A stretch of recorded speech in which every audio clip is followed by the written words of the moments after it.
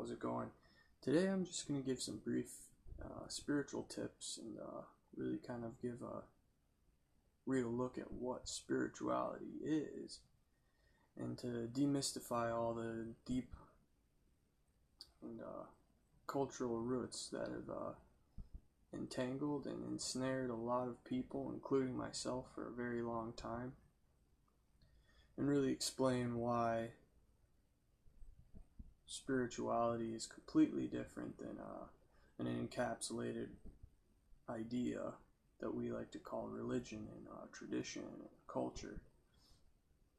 And its deep roots of control have been around since the beginning of civilization as we know it. And we're in an age now where people are waking up and seeing that there's more to life than just this 8 to 5 job every day, going home, sitting and watching a screen for the rest of your day and redoing it again. Or you're completely controlled by the system, completely controlled by your thoughts, completely controlled by others. And really what meditation is and what a spiritual life is reaching down and going beyond that. And I'm not talking in a rebellious kind of anarchist way where we just sit at the corner of the city and scream and preach our ideas.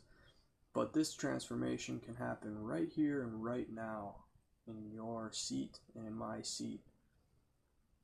And I've talked to many people and they ask me all the time, Justin, how do you stop thinking? How do you come in contact with your spirit? How do you let these things happen? And a quick and short answer is I just do. There's no real formula or huge extrapolation of ideas to get you to just sit and be and enjoy what you are, which is a living, aware, conscious being. Now, there are many aesthetics and cultural kind of views that have come up on what this is, and this isn't a religious video. This isn't any type of paradigm. This is just what we are and what we know.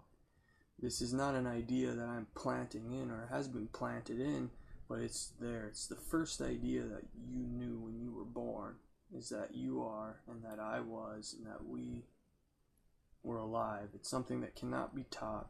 Awareness just is. And we get bored of it very fast because of this external world that really is just a reflection of your inside mind in the first place. And the more we synchronize this vibration and this vibration with the rest of the world, amazing things can happen. And whether you want to call it God or the Spirit or whatever it may be, that's just a word. It's what the heart implies and what really comes out that really gives the answer. So this isn't against any religions or any idealisms in the world, but it's just calling out to your soul and your spirit. Now, this is just a quick way that I learned how to meditate, and I learned how to get in touch with my spirit and what my spirit really was, which was just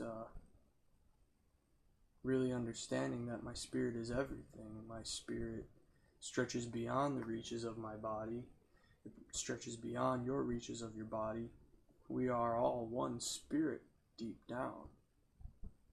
And whether you want to call that spirit God, love, the Tao, your Qi energy, your Jing energy,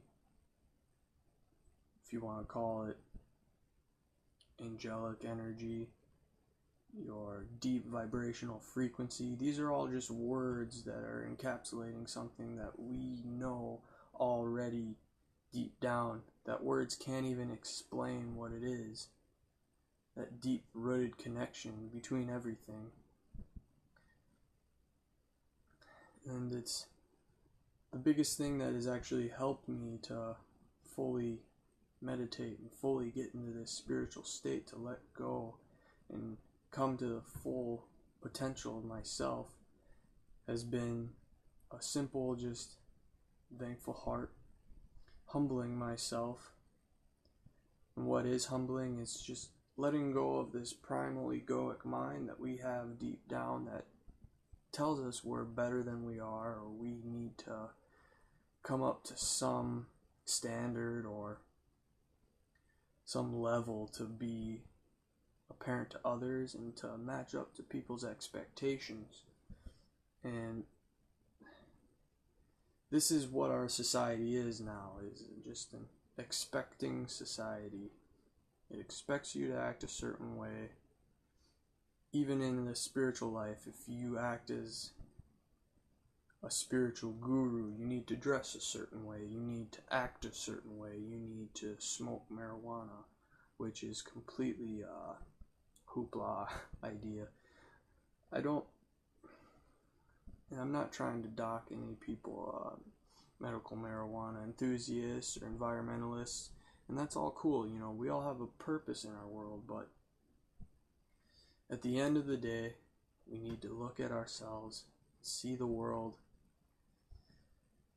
and just see that it is, and that you are.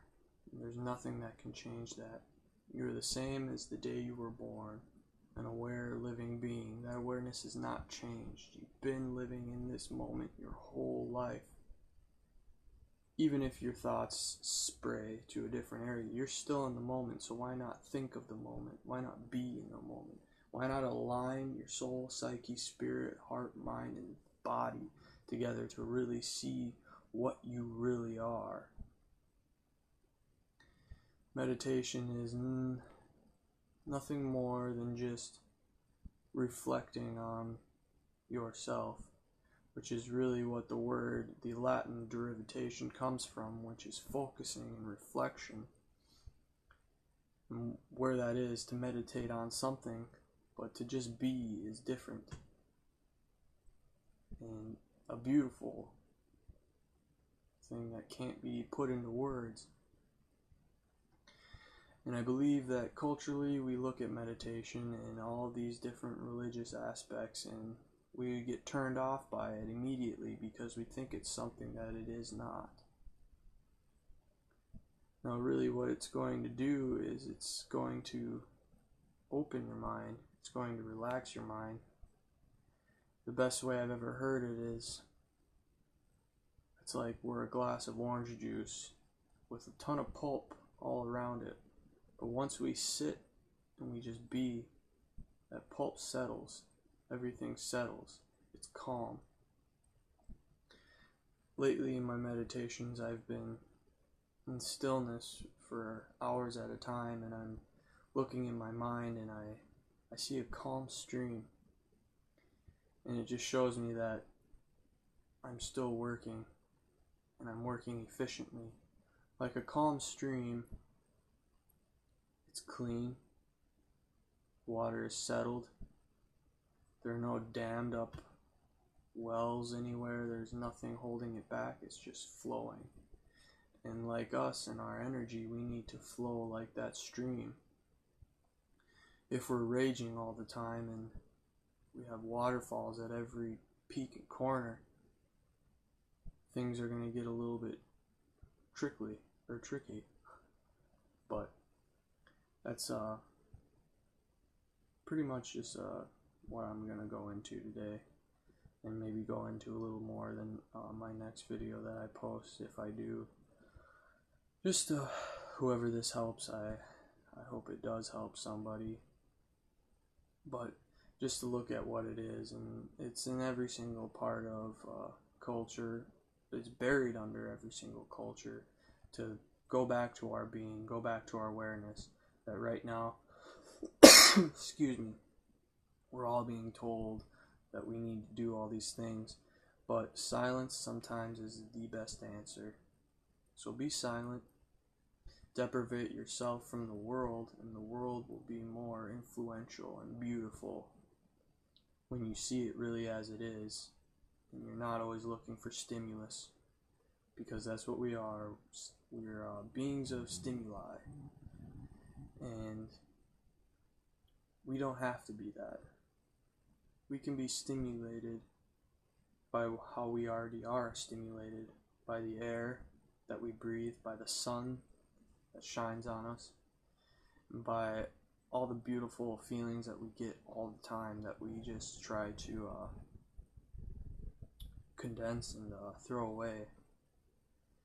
And when we get to that point of realization, everything else in the world will make more sense, and we won't be wanting all these dirty idealistic approaches and all these paradigms and all this dualism, that we'll see that the answer is already there, that it just is.